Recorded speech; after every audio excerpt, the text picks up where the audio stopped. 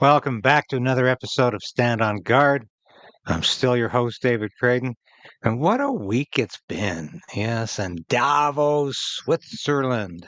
Always something exciting. We're going to be talking about why, though, this year is different than last year. And I think the common sense people, the small c conservatives and the libertarians, we've got the WEF on the run. I'll be back in a minute to tell you why.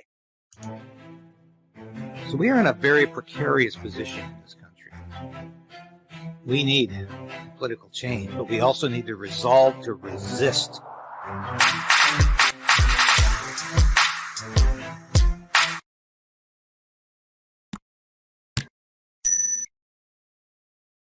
Yeah, please ring that bell like Sasha demonstrates. Sasha's doing fine, by the way. Thanks for those of you who have asked.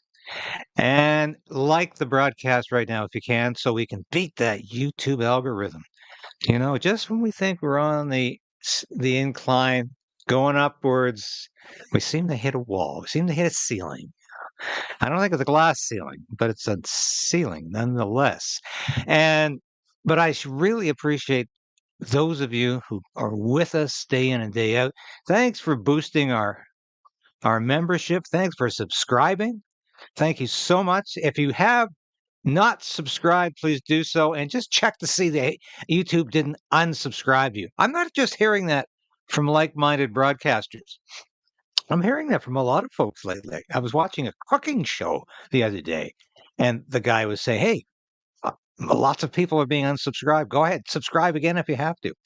Anyway, what's been the story of the week? Well, it's got to be Davos, Switzerland, and the World Economic Forum, up to their usual tricks. but I think we have reason for optimism. And I'm always spelling out the doom and the gloom on this station, on this broadcast, because I want the listeners, the viewers to be aware of how bad things really are. But I think we can take heart this week because I think we've got the WEF on the run. Like I've been telling you earlier this week, the theme of this week's conference of elitists, conference of the privileged, conference of the entitled, was all about trust. And so we had Klaus Schwab begging you for your trust, saying he wanted to be a trustee. So they obviously are aware that the facade is wearing very thin, that the scrutiny from new and independent media seems to be working because people are saying, hey, who are these guys and who are they to tell us what to do? But I tell you, the real surprise for me this week, and if you haven't seen it, watch the whole speech from the new president of Argentina, Javier Milei. Fantastic speech. I've got just a portion of it I want you to listen to because you're going to say, he said that at the WEF conference in Davos, Switzerland. How come they didn't yank him off the stage? Well, obviously they're worried that people would notice that kind of censorship. They're doing their best this time around to appear like they will brook some criticism. But of course, behind closed doors, they're at it as usual. And so let's listen to this, and I'll comment when he's finished because this is fantastic.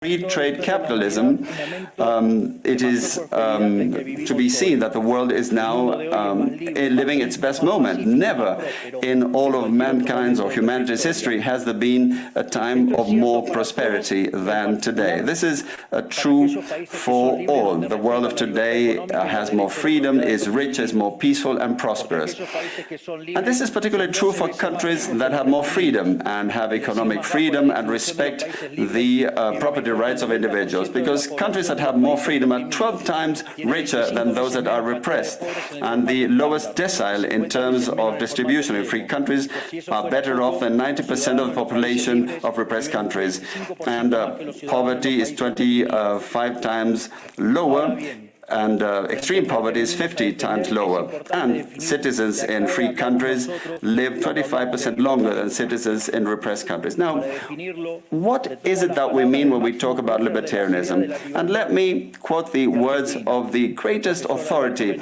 on freedom in Argentina, Professor Alberto Venegas Lynch Jr., who says that libertarianism is the unrestricted respect for the life project of others, based on the principle of non-aggression, in defense of the right to life, liberty and property. Its fundamental institutions being private property, markets free from state intervention, free competition, the division of labor, and social cooperation, as part of which success is achieved only by serving others with goods of better quality or at a better price. In other words, capitalists, successful business people are social benefactors who, far from appropriating the wealth of others, contribute to the general well-being.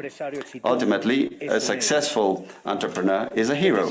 And this is the model that we are advocating for the Argentina of the future, a model based on the fundamental principles of libertarianism, the defense of life, of freedom, and of property.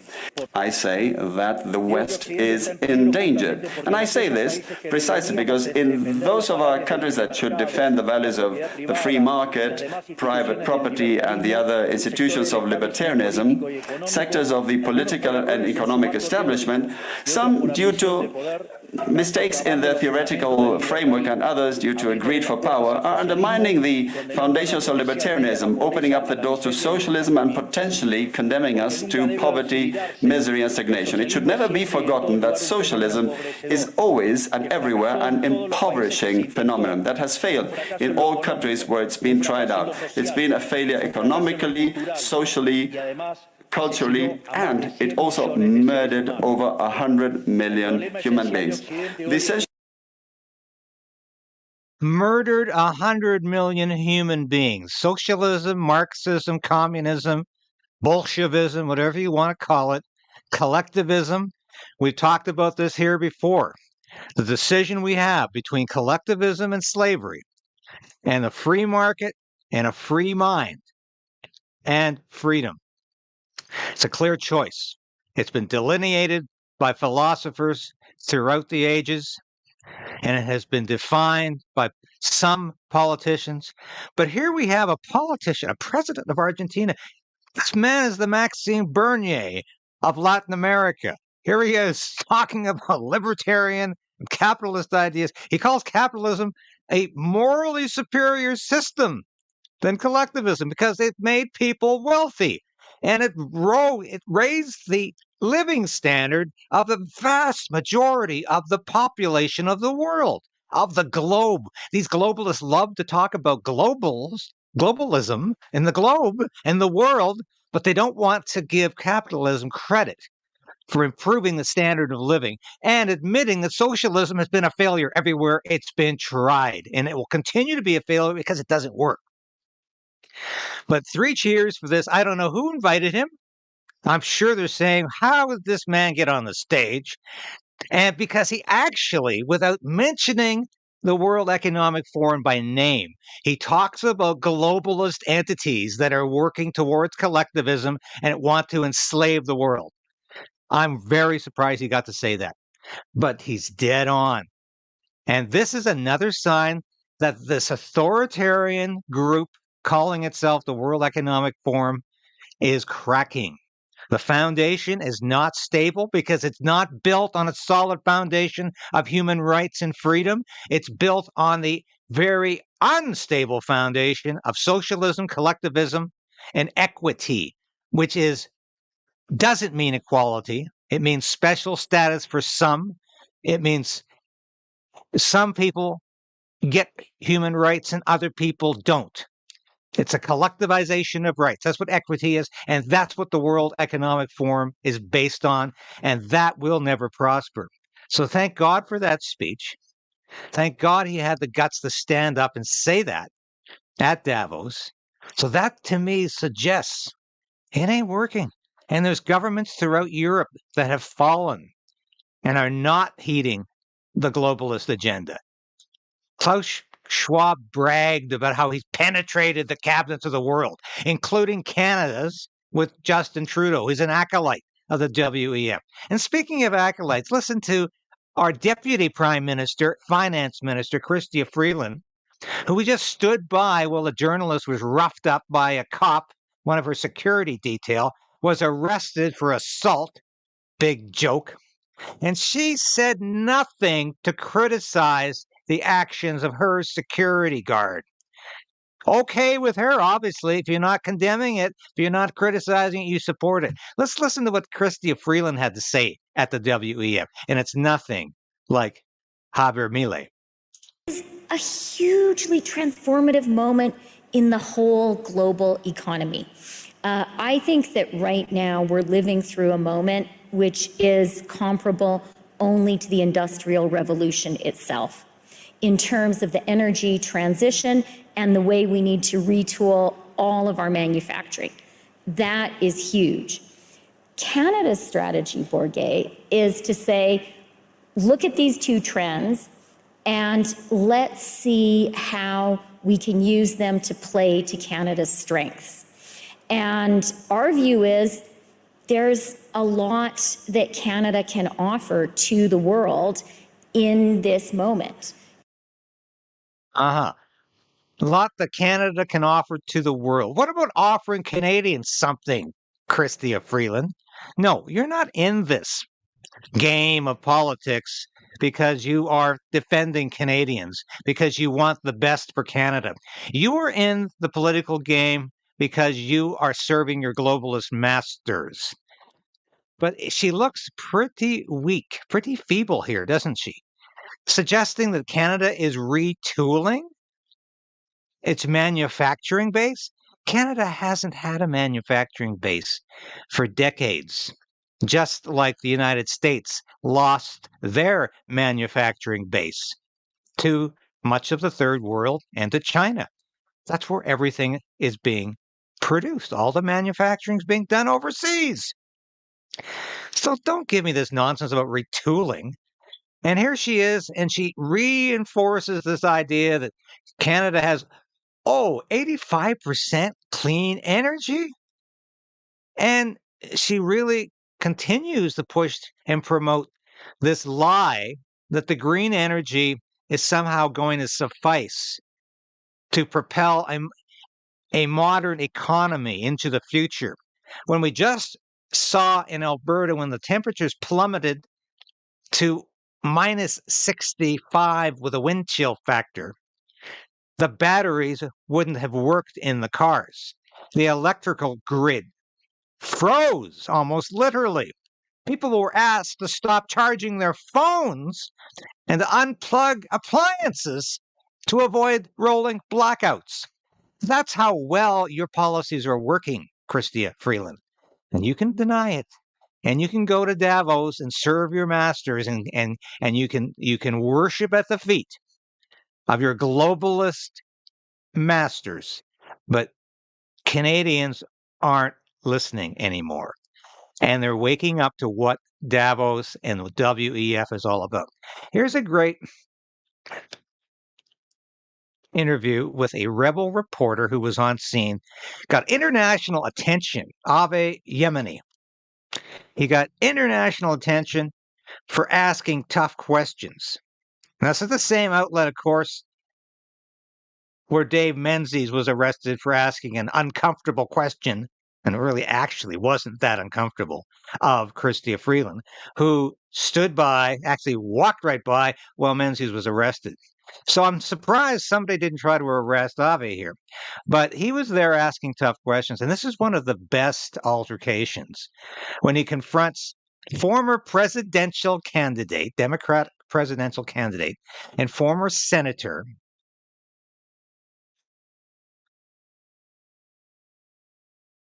and he really gets him.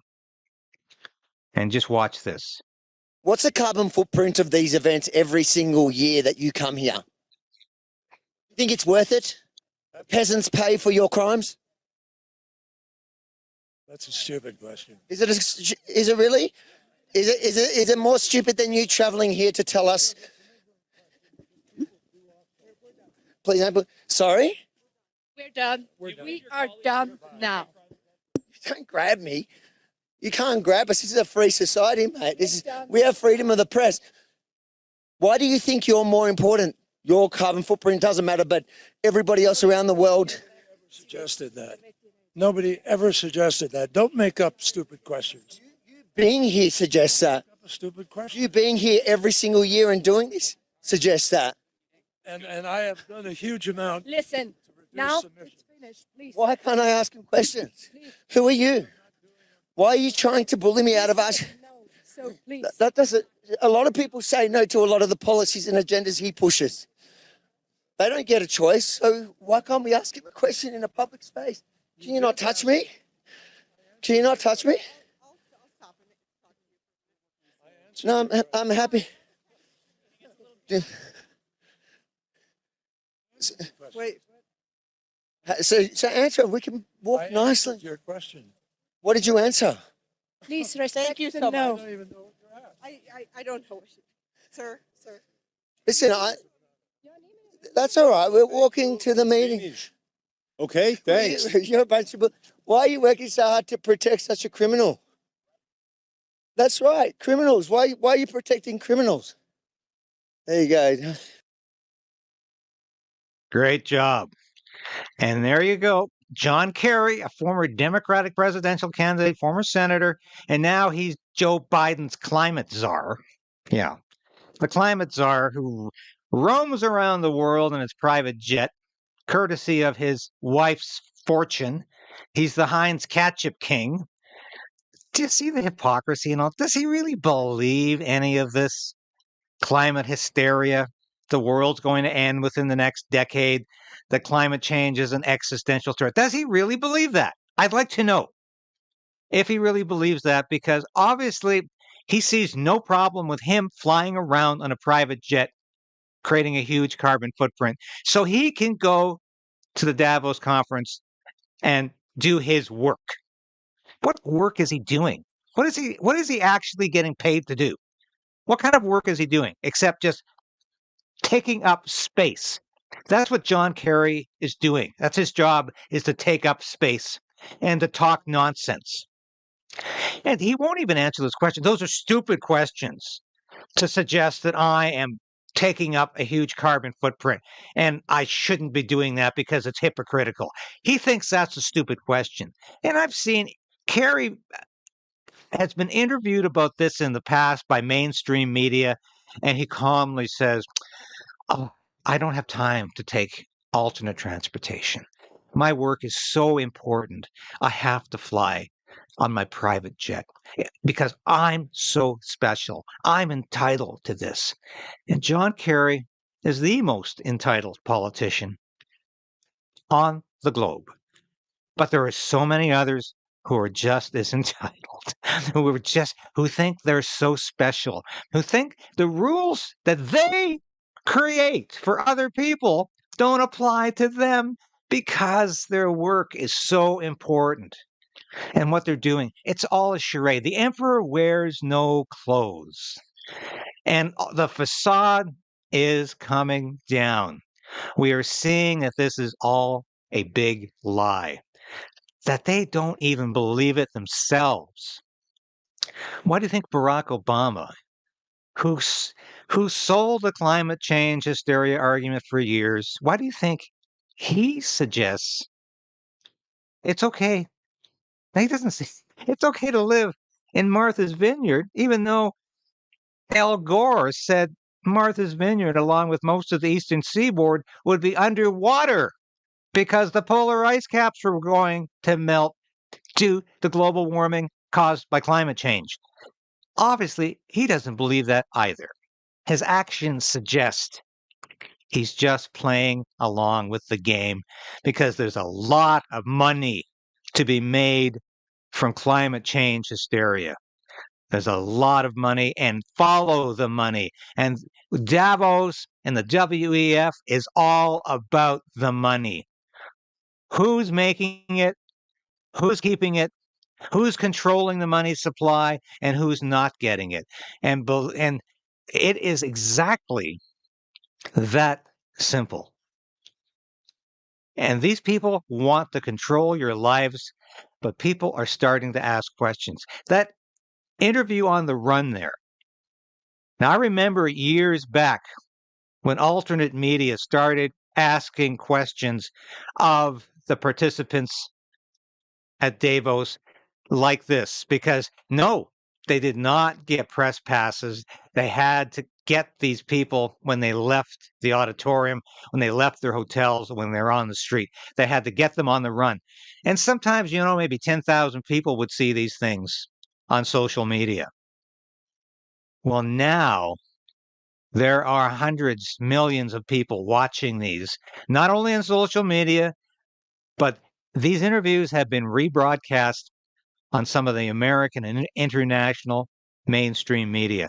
So the word is getting out that these people are running afraid. These people are running from the scrutiny. These people won't answer the questions because they don't have any answers.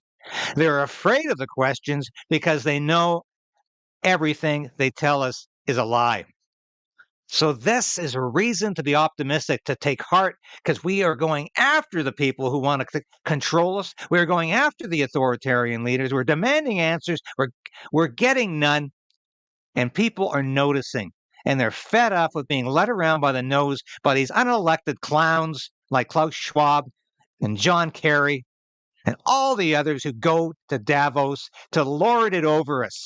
Canadians, Americans, and people around the world are saying, no more. We are not bowing to these unelected idiots who think they can tell us whatever they think we need to know, and they can take the power away from us with absolutely no democratic investment. I want to just shift for a minute here to a great comment that I was listening to the other day. And this man, Kevin O'Leary, you know him from television. He actually ran for the leadership of the Conservative Party some years ago, and I was quite intrigued by this because I thought he would make an interesting kind of leader. And I followed his campaign, and I interviewed him on about 4 or 5 different occasions. It was very shocking he just dropped out of the race because I thought he would probably contribute something of value to the political process in Canada. But I got to know Kevin O'Leary fairly well during that time. So this interview from Fox the other day was, I think, largely prompted by Justin Trudeau's incredibly stupid remarks about the potential of Donald Trump becoming president again.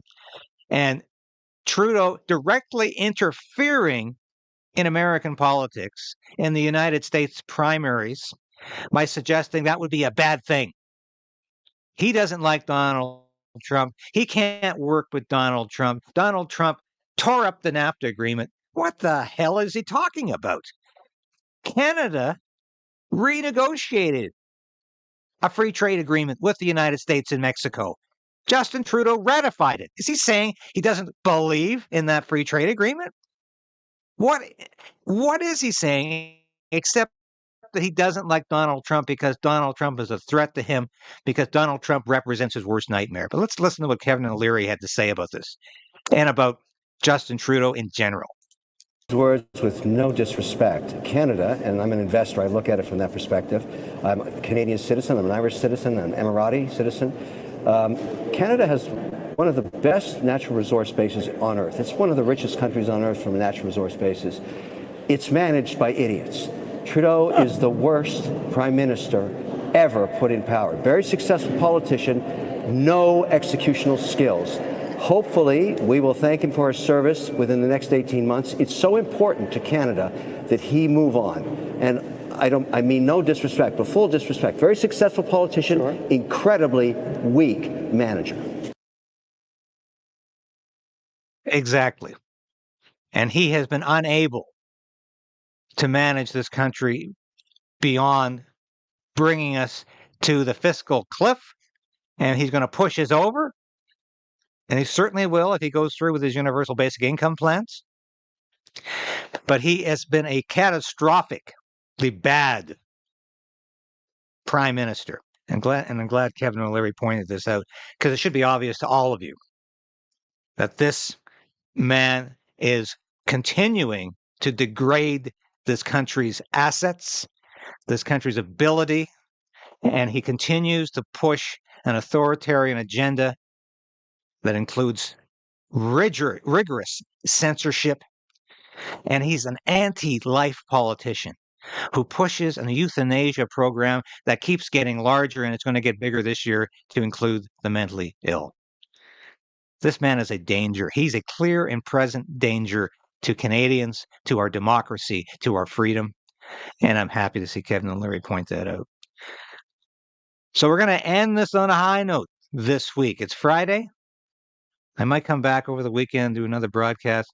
But as Davos wraps up, as Davos ends for another year, this has been a very different profile. This has been a very different performance because they are afraid that the jig is up. And they know people around the world are wisening up, are smartening up to what they're doing, to what their agenda is, to what they really want to do to you. And thank God we are fighting back. As we say on this broadcast all the time, it's time to resolve to resist. Have a look at our store, by the way, and our hoodies and our t-shirts, so you can get that slogan printed on a t-shirt or a hoodie. I know some of you have already ordered. Thank you for doing that. But we need to continue to resolve to resist this authoritarian regime in Canada and to resolve to resist the forces of globalism that want to take our freedom away, that want to take our food away, that want to take our money away and make it a digital currency, and want to take everything that makes us free away. So is Justin Trudeau afraid of Donald Trump? Oh, yes, he is. Should Canada be afraid of Donald Trump? Oh, no. Because there's already a guy in Washington who has opened the southern border to the point of completely ruining the United States' ability to define itself through an immigration policy that is rational and acceptable to most Americans. He has completely destroyed the American dream. So what is Trudeau talking about? We need a return to common sense in the United States as much as we need a return to common sense in Canada. Thanks for watching today. I'll be back again soon with another edition of Stand on Guard. I'm your host,